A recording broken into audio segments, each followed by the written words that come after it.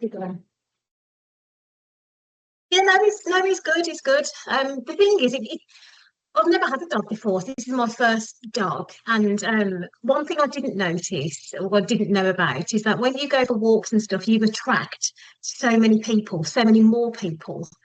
And I've talked to so many people. People tell me their secrets, people tell me their problems, and all sorts. And it's a lot of it is down to but a lot of it is the fact that people you see people just wandering around the parks on their own because they're just lonely and they've got no one to talk to. And it's just a good source to kind of have conversations, open conversations. And so I was speaking to a couple today, and they were telling me about their son and, some problems with him, all sorts. It's just, yeah.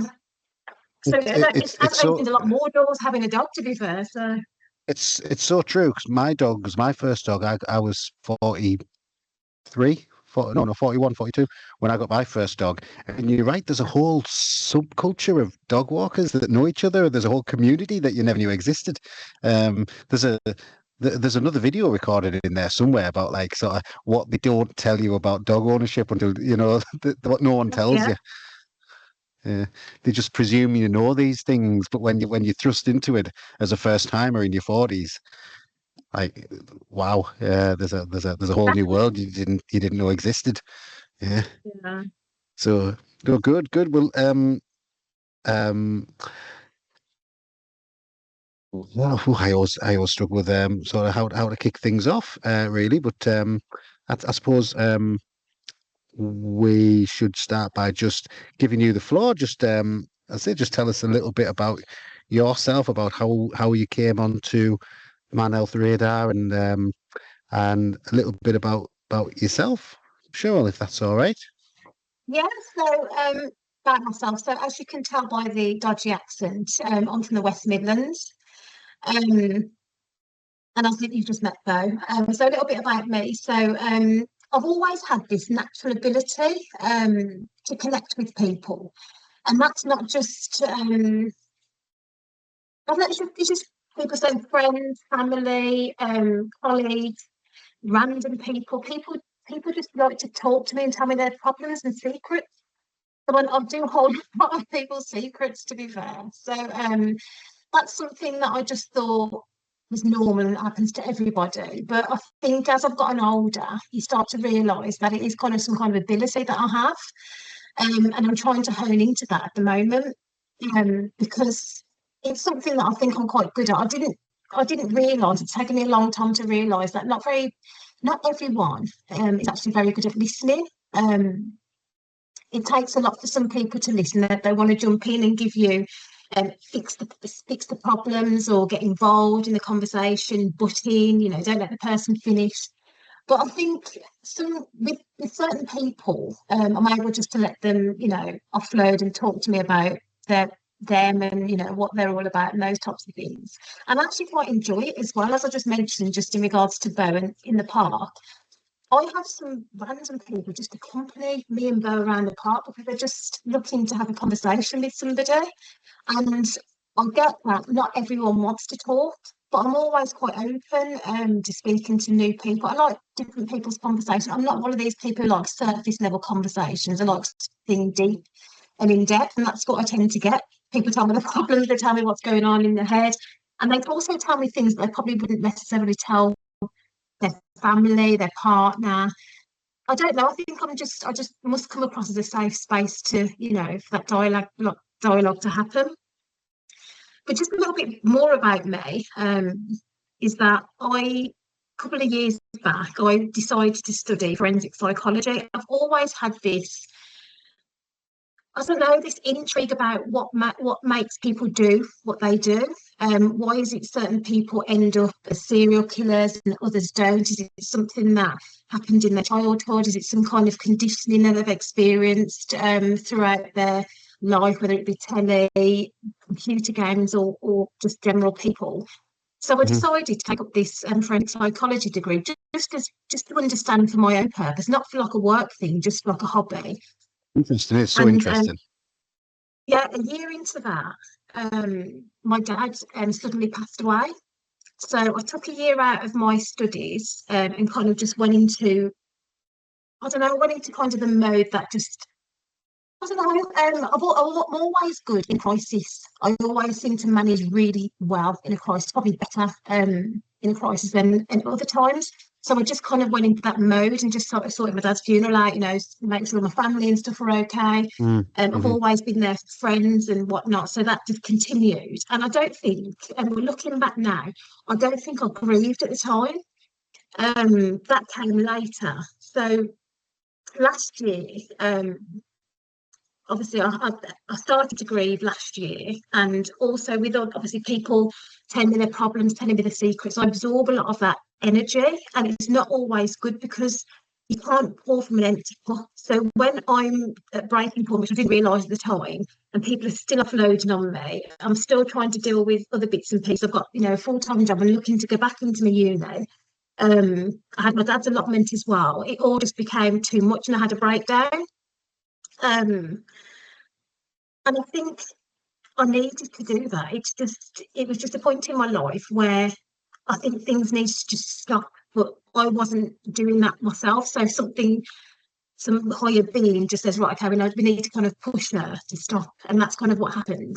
And it allowed me time to reassess my life and, am I on the right path? Am I actually enjoying my work? Am I juggling too many things? Am I allowing people to offload on me without me protecting myself, setting boundaries? And all of that came to fruition. So I had a number of different people that supported me, counsellors, all sorts, and they kind of, taught me. And I also had a lady, Hayley Smith, who was my transformational coach, really useful, just kind of taught me to kind of stop thinking in the future or in the past, just live in the present moment and just start to figure out what you're going to do today. Don't worry about tomorrow. And that really helped me to slow down and just kind of assess what I want to do going forward. And from that breakdown, as a result of that, obviously I was signed off sick, but I resigned my job as well because the realisation kicked in that that wasn't the right path for me. The rat race is just the corporate world is not something that I want to do. I want to help people. And I've always had this ability, like I said, to connect with different people from all walks of life. And that's the route I wanted to go down. Hmm. Yeah. So as a protection mechanism, I decided to take up pranic healing, which is, it's a little bit like Reiki, but it just kind of heals the chakras in the body and stuff. And so I can do that on myself. I pranic bow all the time, but it's just a protection mechanism. But I also set boundaries with people.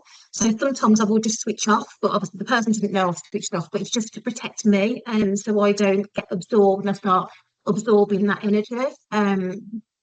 Sorry, that's a very, very long answer to your question, but that's No, just a little sorry. bit about me. It sounds like And I'm sort of hearing like a lot of sort of like flipping the camera internally, self-awareness, self-exploration, seeing what makes you tick and what you need to do for you, and sort of like understanding yourself a little bit more, which is a big driver and a big sort of motivator for the ethos of what the work that we do. Is try and understand ourselves a little bit more and understand what keeps us well and understand what might perhaps potentially trigger us or we might find difficult, and that's where that sounds like that you've gone on a similar sort of self-exploratory. yeah, I don't know what to that's call it. exactly what. I'm trying not to Yeah, call it a journey, yeah, but it's I suppose it is a journey, really. I mean, I think this journey for me really started in lockdown because I think this happened for most people. That was like unfamiliar territory for all of us. So you had all this time where you're locked down. So you start to digest your own thoughts, think about, how you would have done things a little bit differently. Well, I did anyway.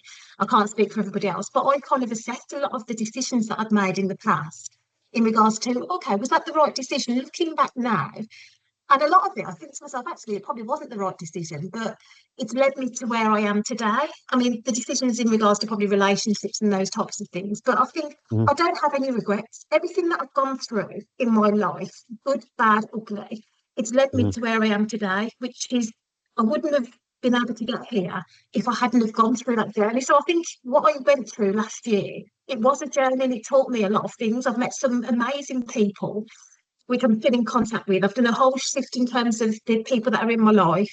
So I've called a lot of people as well, because not in a bad way, it's just that I need to be able to have people around me that don't always suck my energy.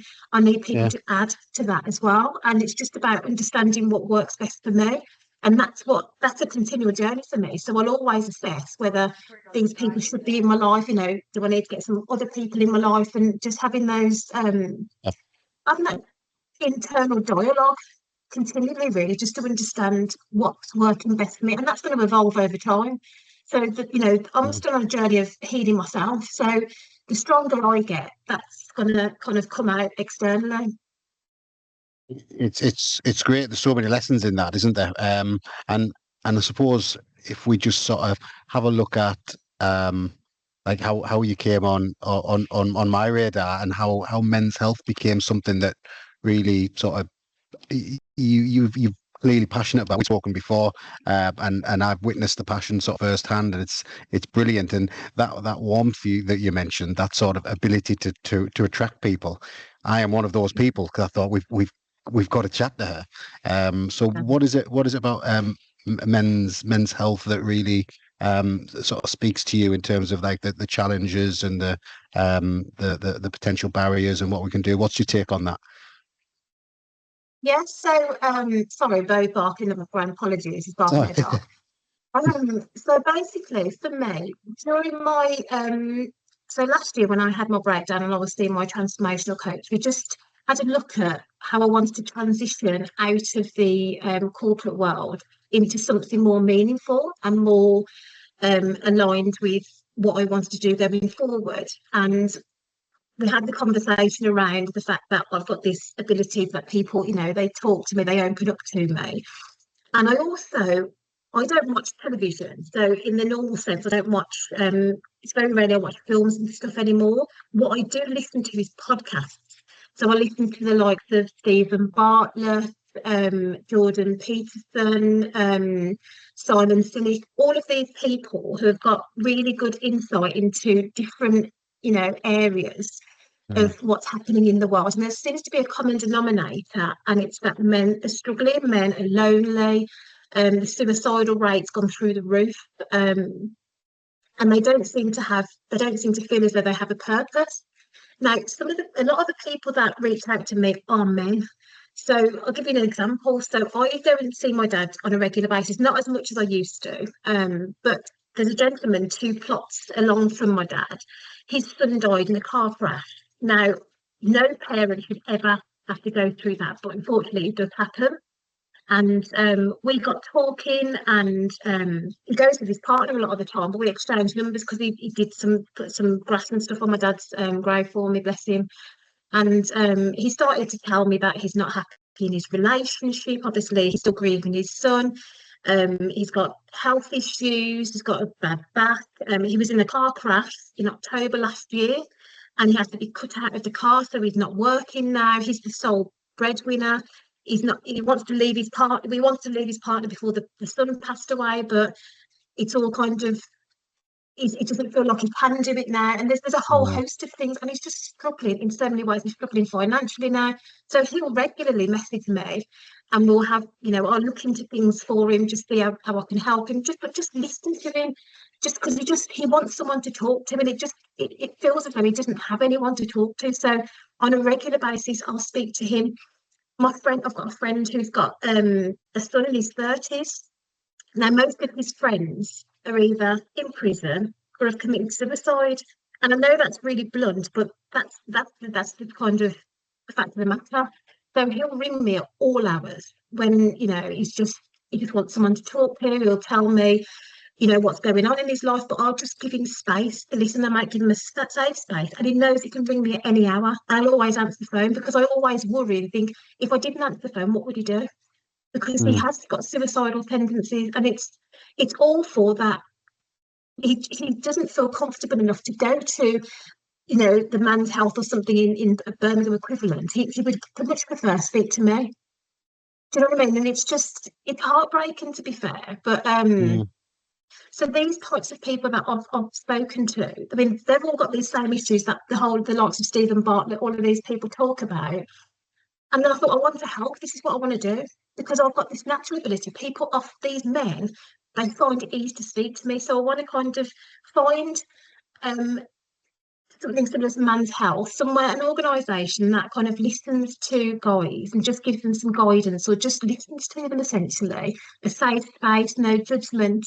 And I want to kind of connect and I want to support and see how I can, help.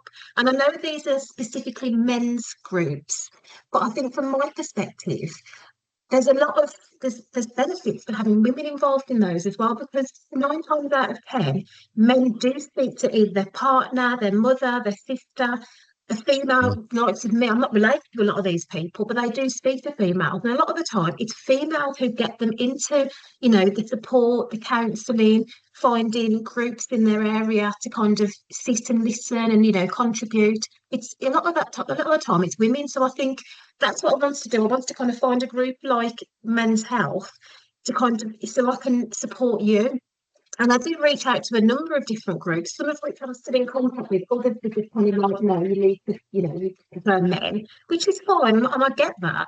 But I think with Man Health, I mean, when I spoke to you first, Kevin, I mean, I instantly thought, okay, this is where I should be because I instantly had a connection, a rapport with you. We just had a good conversation, and it just felt easy. And what you're trying to deliver and what you are delivering is aligned to what I want to do, how I want to support in some way. So that's kind of how I came across Man Health. I think that I Again, would echo that. long-winded answer to a Yeah. No, question. no, it's great. It's great to hear, and we're really lucky. We meet a lot of people in our work that we do, and sometimes you meet people and you just think we need that. If I had a big net, you'd throw them over and keep them for ourselves. We need to use them. We need give these voices a platform, and yours was certainly one of that. So yeah. So I'll challenge you on one thing a little bit there. So you've mentioned a couple of times that you've got a natural ability. Right? Do you think it's natural, or are you underselling yourself? Are you more skilled? Is it a skilled practice that you've got? Or, are you, there's an art form to it. So I just wonder. It's not luck that you have this thing. It's something that you refine and you work at, and it does become a bit of an art to be able to be approachable and people open up to you. And you've obviously got that. I just wonder, or what do you think? You're right. I think it is a skill.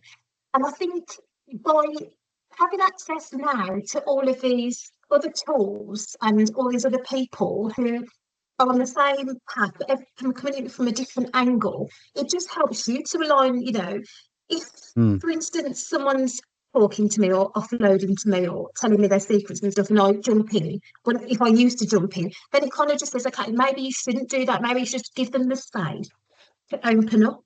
And I think with me, I've always reached out to people. I've always, checked in, just come round, have a drink, let's have a drink, let's have a chat, and whatever else.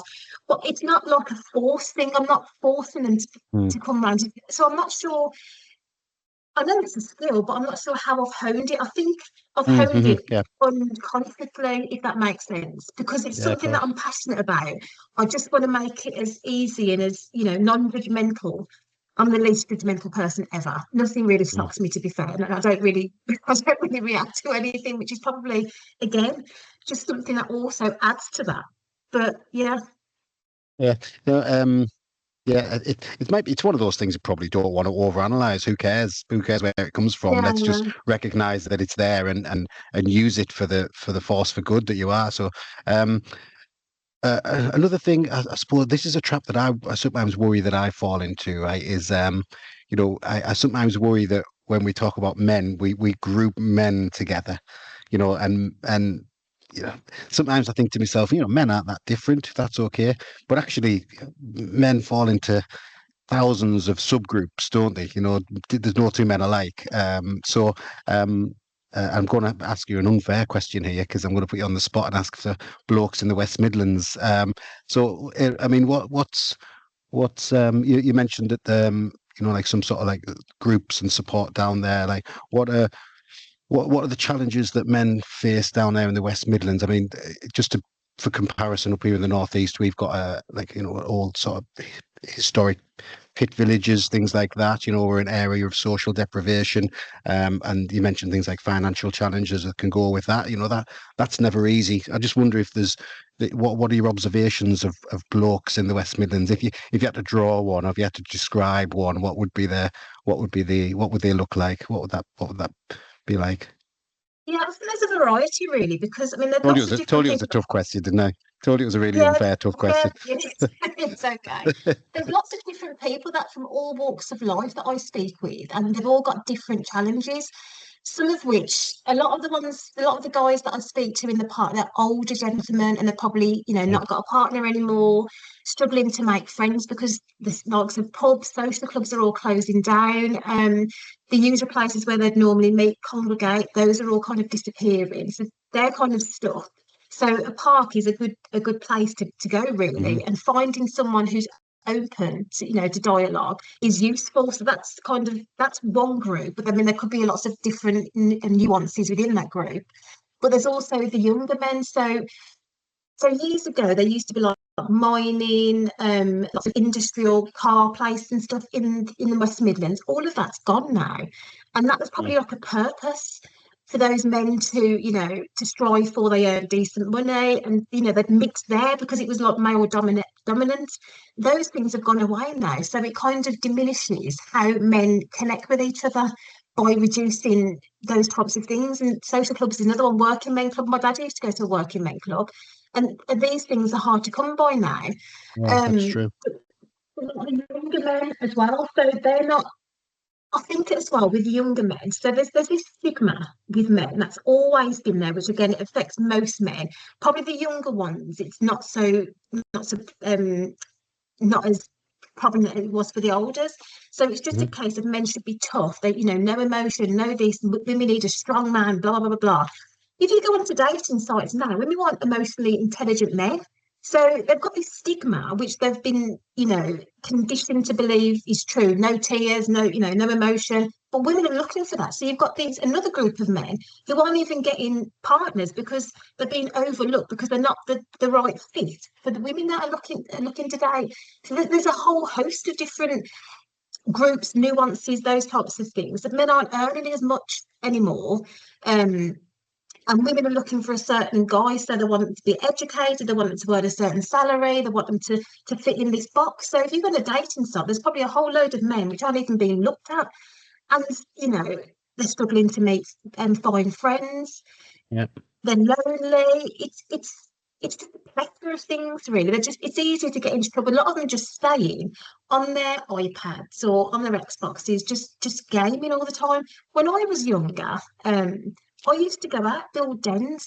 We used to wait. You have one of your friends would phone round and tell the parents and stuff where you all are. That doesn't happen now. Do you know what I mean? It's all about Mm, gadgets, all about iPads, phones, all of those types of things. The kids don't even go out. They're just indoors all the time.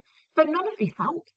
They're less likely to mingle, mm, unable to meet, the right people, right connections. And I mean, some areas in the West Midlands are troubled. So the people that you're meeting are probably the best people anyway. It's just okay. finding out, what people do, where can they go. But if you're not earning the money, you can't you can't do those things. And people can't even afford to move out. The couple I was speaking to this morning when I walked by, they were saying that their son's in a shared house because he can't afford to get a mortgage, he can't afford to get a house. But then that's going to have impacts in its own right because he's not going to feel confident to approach a woman and say, "Do you fancy going back to my house there?" Do you know what I mean? It's just there's a whole load of things Yeah, that impact yeah, men, and it's just trying to, I don't know, just fix one of these things at a time just to get them into a better space. But there's a whole there's a whole raft of things to be fair. So yeah, yeah. but I don't Yeah. think this is unique to the West Midlands either. I think this is global. Mm. I recognise a lot of what you're saying up here as well. House prices and job and value and purpose. I think they are universal. So yeah, I think you're right. And it's funny. I got asked a very similar question that you've answered brilliantly there. But so we we get asked fairly regularly, but I got asked this week. Are things getting better? Are things getting better? And kind of went into a little rabbit hole in my own head, which I didn't want to open Yeah. up. Because my answer is, yeah, I think the ice is beginning to thaw a little bit. I think the young people are getting better. But then I thought, oh, are we just going to meet a brand new set of different challenges because of the things like the social isolation, the social media, all that type of stuff? We've got nothing to reference that against. So are things getting better in this respect? Absolutely, yes. But do we need to expect a wave of a different kind of issues moving forward as our young people become middle-aged people? I don't know the answer to my own question, but it just does sound like universal issues, doesn't it? But one thing I was gonna ask, and I think you stumbled onto something there. I think you answered a question brilliantly there without me even asking the question, which is that is a gift, isn't it? But what I was going to ask why. Because all the research does show that men find it easier to relate to open up to women, and if they've got to reach out to help, often you're absolutely right. It is the men, it is the women, and the wives, the mums, the daughters in their lives that are the catalyst for help. So women are the best ally that men have got in the quest for improving men's health. Um, I was going to ask, why do you think that is? And what you mentioned before, I was just wondered if you stumbled onto something there, in so much that men think that this is what women want. Women want me to be more emotional, so I'm okay displaying it to women. The guys don't want me to, so I won't. I don't know. I just wonder what your thoughts are about it. I'm rambling a little bit. I'm going to shut up and just hand over to you. No, I think I believe women have just built, obviously, women are built very differently to men. And I just think women, not all women, they've just got a way about them. It's softer, it's more empathetic. So if you think about it, so if I went on a date now, I've got lots of different groups of friends and we're in lots of different WhatsApp groups and what have you. I would put in the details of my date and they would pick it apart. They would analyse it to death and they'd say, right, he wore these shoes, this is what he is. And, they'd analyse everything. So he said this is what it means. We do that. So we're very That's connected. terrifying to hear. It's terrifying, actually. But we have that kind of group. We have that feedback loop. So anything that I do is like a feedback loop. I'm not so sure that men do that to the degree that we do, but we're more emotional. So we look at things in a different way, like an emotional way, if that makes sense. So it's just a case of Hmm. it's probably this type of guy and blah, blah. And you can probably read a lot more body language. I'm quite good at body language, actually. So I can probably think what someone's, I can probably identify what someone's thinking just by their body language. I watch lots of podcasts around that as well. But I just think we've got this ability to kind of, I don't know, identify things. We notice more, I think. We're a bit more observant. Hmm. So there's things that we pick up, things that probably men not wouldn't necessarily pick up on. So yeah, I just think we're just a bit more detail orientated, and we just yeah, I don't really know how to explain it really. I Maybe, think it's probably because we are more emotional. Not yeah, all you pick up women, on and as those I said, emotional cues. Yeah, there's men that are quite emotional, and they do pick up on these kind of things as well. But I think more women have that ability to do that. And yeah, we probably just tune into it a little bit more. It's probably down to motherhood, or bearing kids. Maybe that's what it is. You know what I mean? I don't know, because men are obviously also good mm, dads and what have you. But it's just a different way of approaching things. I'm not sure if yeah. I've answered that very well. But I think No, no, no. You haven't. from what I observe, it's just easier to speak to. Not in all cases, but women are more the emotional side. And I think it's back down to that stigma. So men are probably not inclined to speak to other men about their emotions and how they feel and those types of things, because they're like, "Oh, grow up, stop being whatever." But women be like, "Oh, really? Tell me more about that." Just what I mean. It's just the way we Mm. approach things, and that's not to say Uh, all women are like that and all men are like that, because they're not. oh, of course. Yeah. yeah, no, and um, in that same session where I was asked that question, and my mind went off in one direction, and I thought, no, I better answer the question of being asked, but my mind was somewhere else. I was thinking, oh, that's interesting.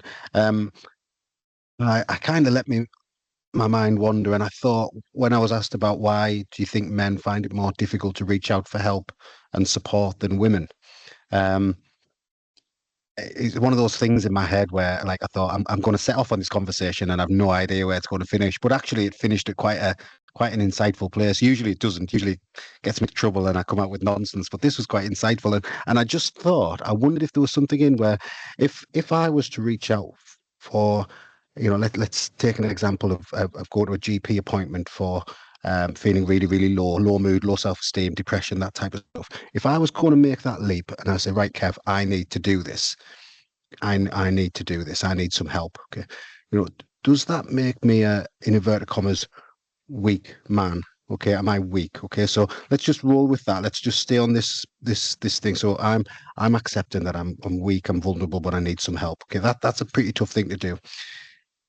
If my wife says to me, Kev, you need to go to the GP to get some help, and you go, right, okay, I'll do it because I'm a good husband, and that's what you want, I'll do it for you.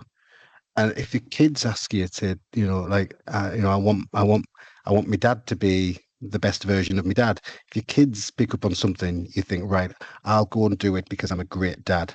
So I think there's something in the framing there about, okay, I'll get the help that I need because I want to be a good husband. I want to be a great dad. That sounds so much more positive and life affirming than I'll go and do it for me because even though it makes me look weak. I think there's something in the framing there. I don't know what. I'm not clever enough to figure out what, but I think there's something in how we talk to ourselves in there. I don't. Um, I think you're spot on there. And I think, again, it does come to this. I don't think it's just that stigma. There seems to be a lot around. Okay, so just going back to me, as I said, I've done it since lockdown. I've done so much work on myself just to understand what it is I want, how I think about things, what is right for me. I think if we all took that, step and did the same assessment, men will be going to the doctor a lot more. They'll be going, actually, I'm not well, blah, blah, blah. Because I think you're right. I think because they'll say, I need to go to the doctor because my wife said so or my kids have said so. But I think there needs to come to a point where men are like, actually, I need to go because something's wrong, and just take the initiative and mhm. just go off. So I think there's a long. I think what I'm trying to get to, I think, is that we need to do work on ourselves to understand why it takes somebody else to tell me to do something rather than me saying, actually, you need to go and do it. Does that make Great sense? point. Great point. Yeah. Yeah. Why do we have to wait for somebody else to help us? Yeah. Yeah. Because we're Great all point. we're all individual. I mean, we're all. If you haven't got a partner, what are you going to do? There is something wrong, and you know. Because let's face it, your gut will tell you if there's something wrong. So if you're not Hmm. listening Hmm. to your gut, that's on you. Do you know what I mean? Because we're all in control of our own lives, but we shouldn't be dependent on our external to kind of dictate what we should be doing. We should be able to assess. Me as an individual, I control my decisions. So I need to go off and do what I need to do without someone telling me. So I think it's just we need not just, but we need to start to do some work on ourselves. And it's not like you know, after 3 weeks, I'm fine. It's a continual journey. I'm going to be doing work on myself for the rest of my life now. I started probably before 2020, but it seemed really prevalent in 2020 because we Hmm. had that time just to sit and think.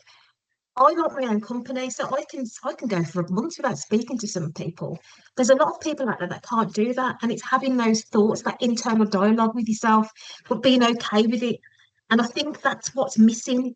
But the problem is now men have been forced into that without, it's not a decision. They've been forced into that, and a lot of people don't cope with that. You have to gradually push them into it, not push them into it, It's a but good point. they have to go into that gradually. And I think this is probably another problem as well. It's like, oh my God, I'm left with my own thoughts. I can't cope. And it's like, oh dear, I need a woman because they'll understand and to get me to do these things.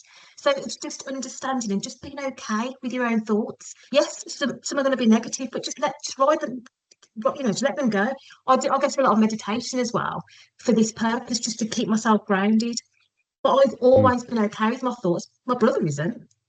He's never been single. He's always been in a relationship, and it's probably because he doesn't like to go through that on his own. I'm fine with it. We're very different. And it's not just a woman and men thing. I've got female friends who don't like their own thing with their own thoughts as mm, well. But I think mm, a lot of people out there need to do work on themselves just to get to a point where I am number one in my life. So I can't pour from an empty cup. So I need to be fit and strong. So if there's something wrong with me, I need to take myself off to somebody who can fix it.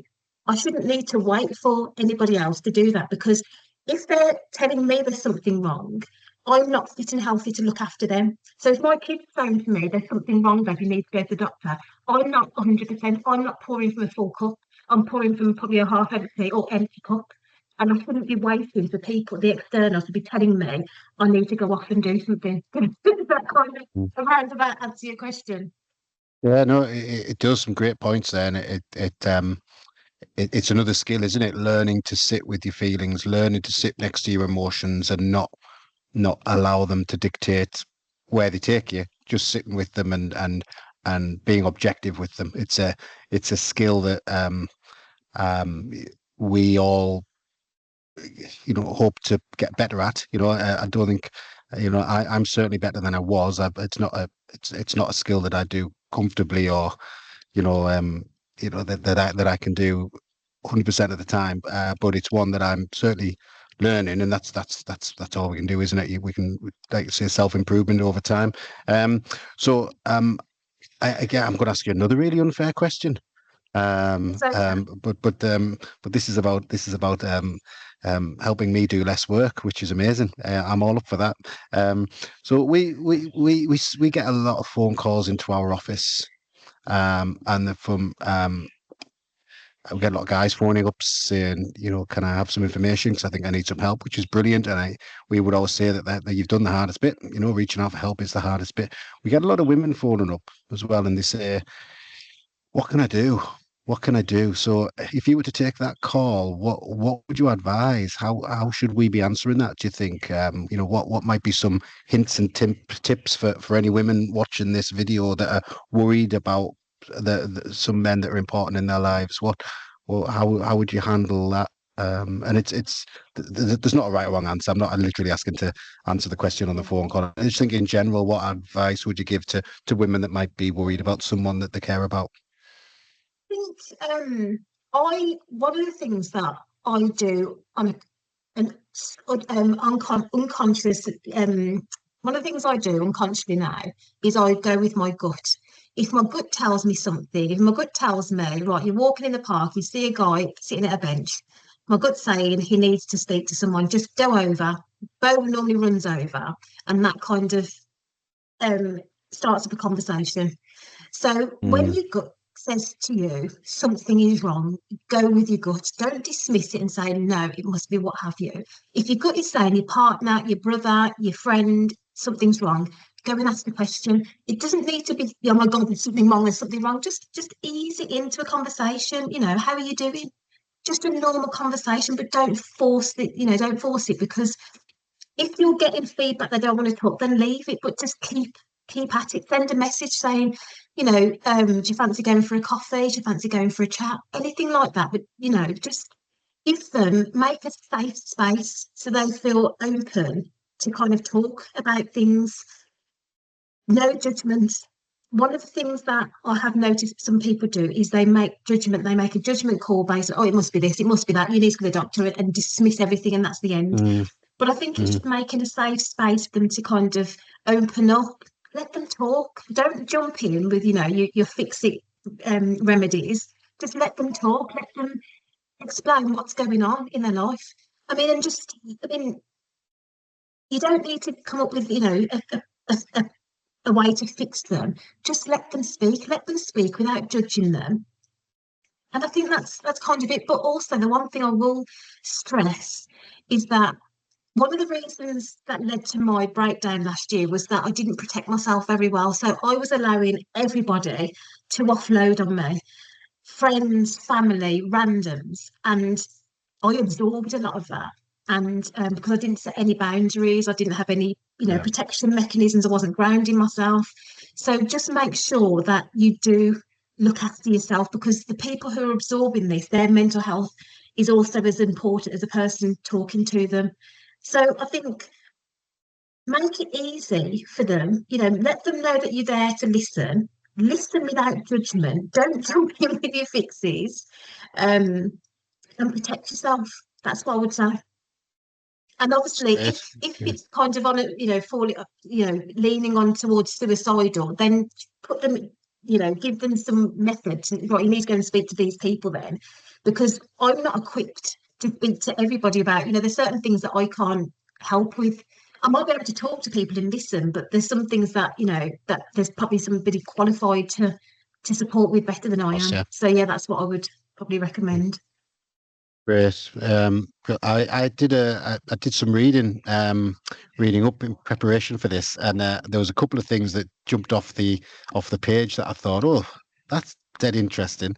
With some research where it talked about um, those that receive help, and they did some research based on what they call targeted communication, like, Kev, you need to go and get some support, as opposed to what they call this concept of mistargeted communication, where where we take the person out of the equation and they ask Kev, "Hey, Kev, do you know anybody that is suffering from depression? Kev, have any of your mates ever mentioned that they've got high anxiety?" And just opening up the conversation without making it about the person. It's Yeah. mistargeted communication. I really love that concept. I thought that was great to read. So that's something that I certainly learned, and I think I'd be sort of taking forward. Open up the conversation without that directness. I thought that was Direct. really good. Yeah. Mm. Um, and I suppose the other end of the spectrum almost was something that I recognise, where some women they absolutely advocate setting boundaries. Sure, they that's you're absolutely right to point it out. Crucially important to correct yourself, and I reflect a little bit on my wife. She certainly set boundaries, um, and the research says that it's be very matter of fact. But one of the biggest catalysts for me was my wife saying, like, I'm not living like this anymore. I refuse to live my life Yeah. like this anymore. Like, if I can't support you if you're not supporting yourself. And that was a real wake up call for me. And I like you say, no men are the same, not all men are the same, not all women are the same. But that directness really spoke to me, and that catalyzed me into getting help. Because the way that the impact that it was having on our family life, that's not okay. That's not, No. and I'm not okay with it, with that impact on her, and that. So it's just interesting. Um, there's no one size fits all approach, and I suppose therein lies the problem, isn't it? It's not a quick fix, but I suppose having these conversations is part of the new world that we want to move towards, where we can make some dents on these horrific statistics. Um, sure, thanks very much. Is there I usually sort of finish these with three questions. I'm going to have to tailor them because I know you're not a film watcher or a TV watcher, but I would say, if you are going to recommend one podcast to listen to learn more about this topic, who would you? I might give you two because I know you're a big podcast fan. So any two that we should check out? Oh God, now you're asking. So Lewis Howes, he covers a lot of this. He's had his own demons and things that he's had to deal with. So he's talking from experience. So that's probably a good one to hone in on. And he brings some really good people on to discuss things with. So Lewis Howes, I'm just trying to think what else. There's quite a few now. Um, I think because okay, so Lewis Howes and Stephen Bartlett, I'd say the reason being is that the people they get on cover this quite Yeah. well. There's a lot of Mm. crossover in terms of who they have on their podcasts, which covers this quite well. So I'd say those two. Brilliant. And I'm just going to give a shout out as well, to a podcast that I discovered again, doing some research into this, and it's a podcast called Black Country Blokes. So two guys from the West Midlands have got a podcast, and I've listened to 3 episodes, and they're great. And I'm going to reach out to them. And I think what I like about them is that they don't like us. You don't have to have all the answers, but let's start by asking ourselves these questions and throwing the questions out there and see what sticks. And from a West Midlands point of view, I would just sort of give them a shout out as well. Check that out. It's really interesting guys. Yeah, they were that's the one I will recommend back at you. So we'll take your recommendations, and I'll give you one back called Black Country Blokes, which is I enjoyed, and then and I'm enjoying listening to. So that's great. What about what's your go-to meal? Oh, no, my go-to meal. I'm not really sure if this counts as a meal. I love tapas, so I could eat that day in, day out, forever. Not sure if it classes as a meal because it's multiple meals, isn't it, in one? So I'll check with the check. They are going to allow it. We will allow it. That's allowed. So we're okay. We can thank take that. you. Yeah. And what about music? Go-to song, go-to type of music. What type of music are we into? I think my go-to music is probably Motown because it kind of brings back memories of my upbringing with my parents and stuff because I love Motown and it's just so uplifting. So Mhm. I think for me, it's probably Motown. Yeah. That's brilliant. Sure, it's been great talking to you, and I'm not in any way surprised that it's been great talking to you because as we've mentioned, we've talked sort of 4 or 5 times now, and I've said to you, I'll say to you at the end of this one, what I've said at the end, like I wish I'd recorded them all, because it's just great having these conversations and seeing where it takes us, and it's brilliant to meet people like you, and it's brilliant to learn from people like you, and it's brilliant to sort of share ideas and throw questions around and share thoughts. It's how we're going to make a massive difference. So we really appreciate you giving up your time and giving us your insights. And yeah, you obviously know where we are, and be great to keep in touch. I'm sure we will. We definitely will. Thank you very much for having me. Thank you. Thanks, Cheryl. Cheers. Bye. Take care. Thanks. Bye. Bye.